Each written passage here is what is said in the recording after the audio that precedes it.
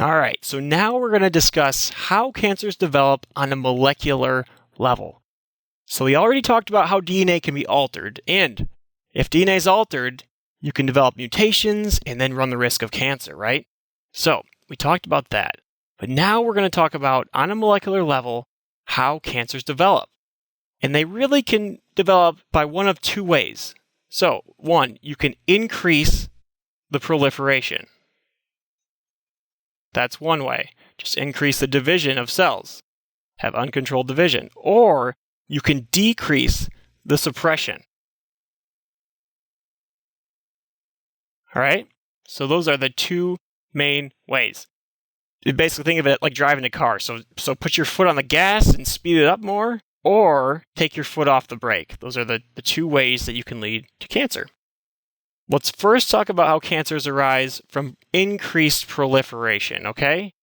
That's what we'll talk about first. And we're going to discuss oncogenes in regards to this specifically. So oncogenes encode for normal protein products that are essential for cell growth and differentiation. However, if certain mutations arise, these oncogenes may actually become unregulated and lead to increased cell growth and potentially neoplasia. So categories of oncogenes include growth factors, growth factor receptors, like we see here, signal transducers, so downstream effects, nuclear regulators, so in the nucleus with the DNA, all right, and cell cycle regulators, so transcription factors and the more downstream proteins. So let's now discuss all these things in detail and each of these steps involved in oncogenes. All right, so without further ado, let's begin. And let's start off by talking about growth factors. So the things that bind to the receptor right here. So growth factors. Well, they induce cellular growth, thus increase activity or number of cell proliferations, and therefore they will increase growth. So, can you think of a specific growth factor oncogene known for increasing, say, astrocytomas or brain astrocyte tumors? Well, you should probably know that it is platelet-derived growth factor. Okay? The same thing involved in wound repair. That thing, if it's increased too much, it can actually lead to astrocytomas. Not very good. So that is associated with growth factors. So normally, again, what we're going to do is describe the normal steps involved in growth and then talk about the abnormal with it. So growth factors normally transmit signals from the outside environment to the cell. And the more receptors that there are, the more signals that can be communicated to the cell to tell that cell to grow and divide. So let's now talk about the receptor, okay? The receptor right here. What receptor is associated with a decreased prognosis of certain breast cancers, and what medication specifically inhibits it and treats it?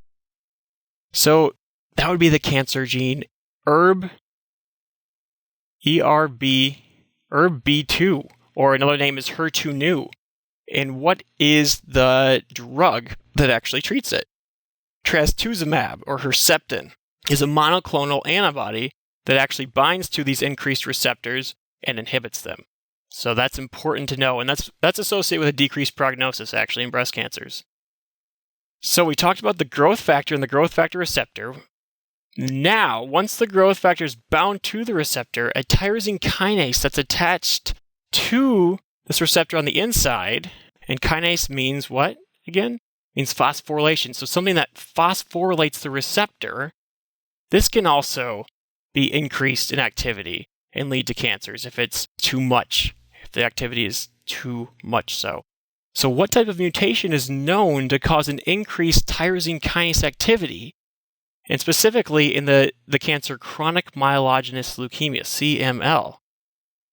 And what chromosomes are involved? This is a very important question. You really need to know this. So the genes involved are the ABL gene, ABL gene from chromosome, from chromosome 9, and it involves a translocation. So a fragment of this is stuck onto chromosome, what chromosome? 22. So chromosomes 9 and 22 are switched up, are translocated. And what is the gene on chromosome 22? BCR. So this chromosome that has a piece of 22 and 9 on it is called what? There's a special name for it. It's the Philadelphia chromosome. You need to know that.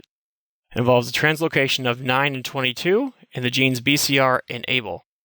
And this leads to constitutive phosphorylation of receptors without the need for growth factors or growth factor receptors. So this tyrosine kinase is just constantly going and going and going and telling the downstream effects to just keep going and going and going and proliferating over and over again.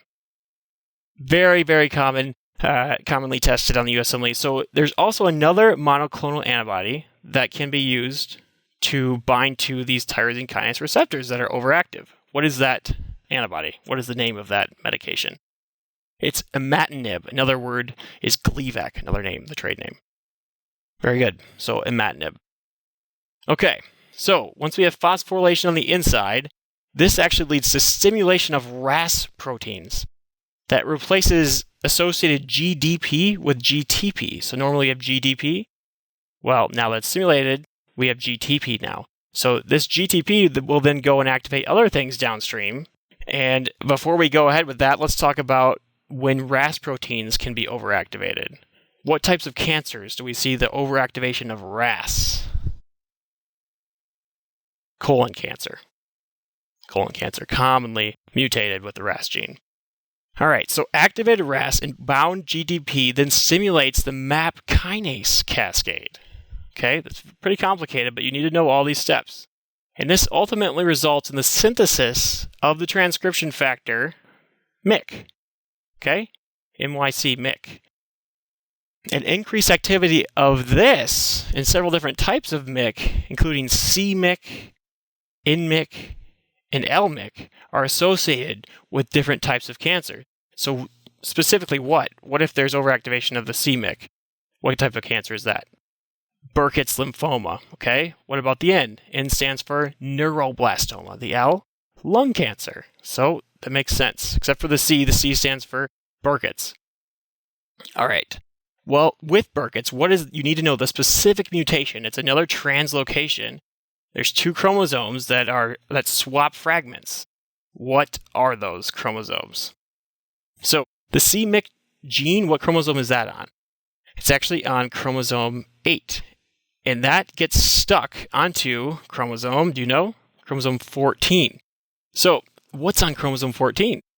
Chromosome 14 actually houses the heavy chain. So every time that this cell wants to make a heavy chain fragment of an antibody, it's going to then make chromosome 8 as well, because that's stuck onto it. So it's going to make a MYC gene every time it makes a heavy chain. And as you know, if this is a B cell and it makes lots and lots of antibodies, then it's going to make lots and lots of MYC protein, and it's going to have a lot of proliferation. Got it? Good. So 814, Burkitt's lymphoma, MYC oncogene, know it. Good. All right. So let's then talk about the downstream effects of MYC. So MYC serves as a transcription factor for the synthesis of a protein called cyclin D. Now, what depends on cyclin for kinase activity? It's a very tricky question. How about what depends on cyclin for kinase? Cyclin-dependent kinase.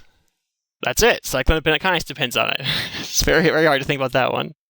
So, CDK, or cyclin-dependent kinase, remember, what does the word kinase mean? It means phosphorylation. So, the CDK, once cyclin D is bound, is able to phosphorylate something. What does it phosphorylate? An inhibitory protein. It phosphorylates the RB suppressor protein. Remember we talked about RB. What cancer was this associated with? Osteogenic sarcoma, right? Right.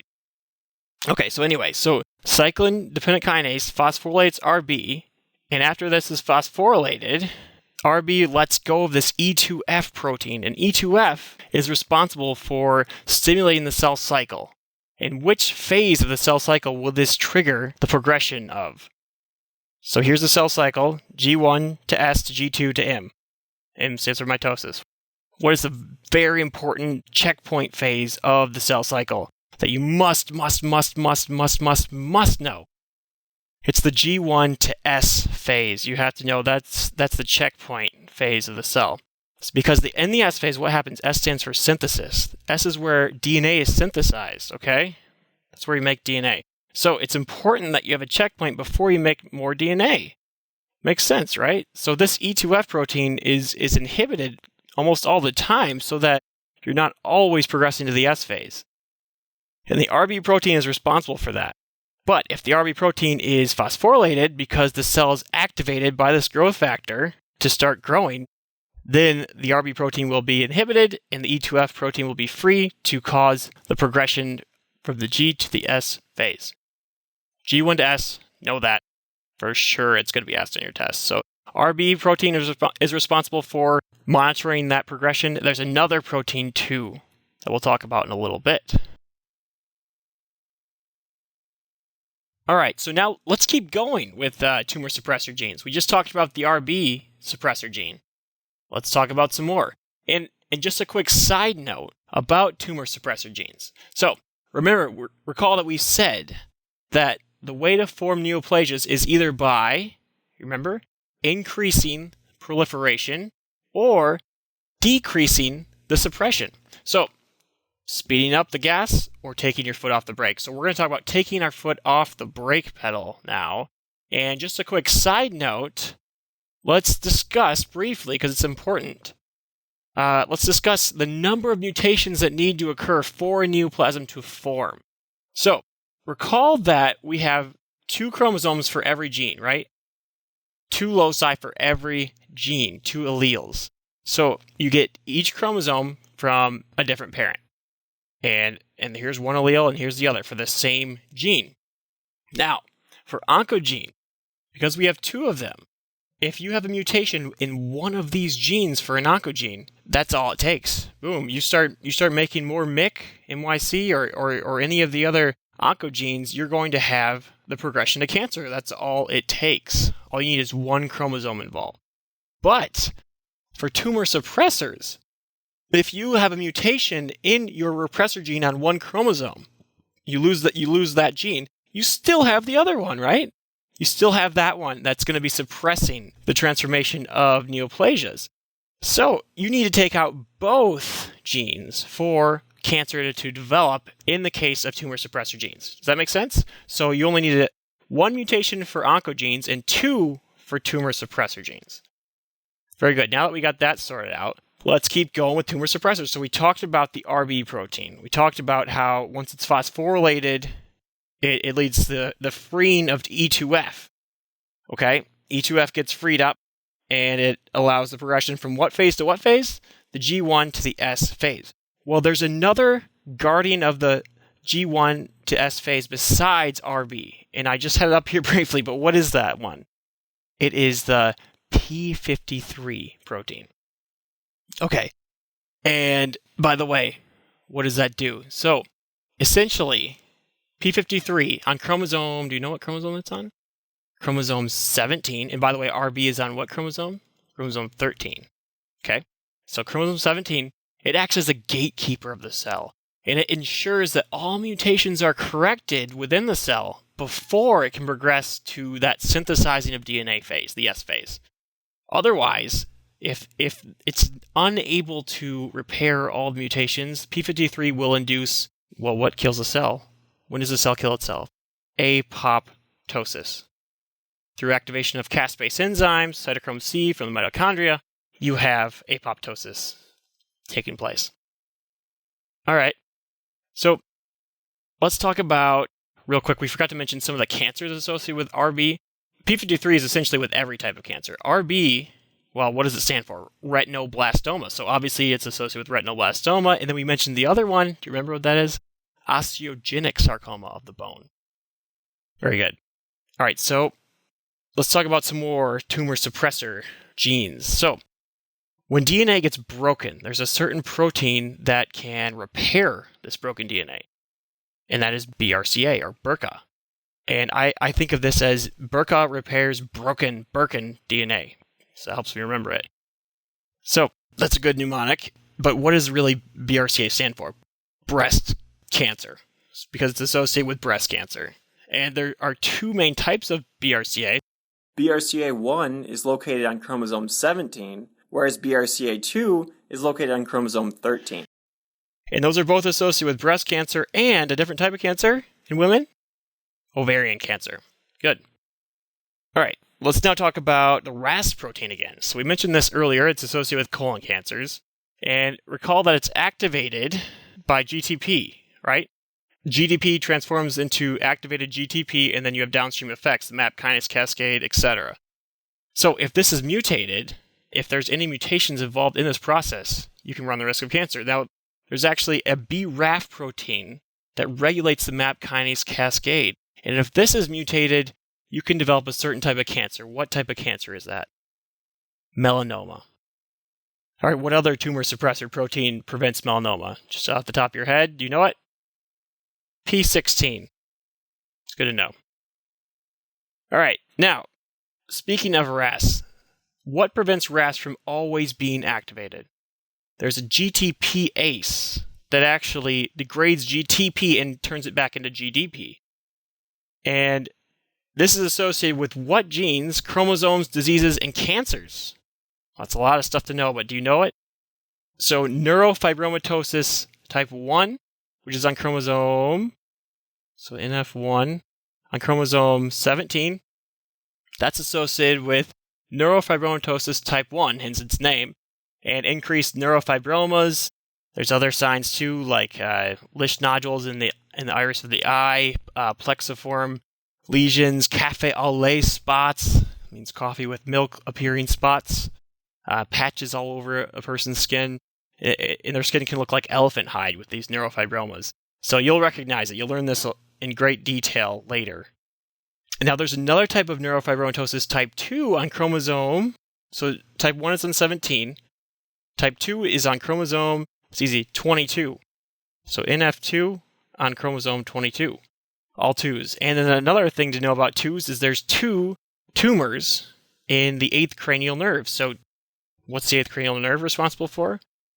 Hearing, right? So acoustic neuromas or schwannomas bilaterally occur in NF2. And both of these are associated with a GTPase not working. So the GTP is constitutively activated, and the RAS protein thus is always telling the cell to grow and divide.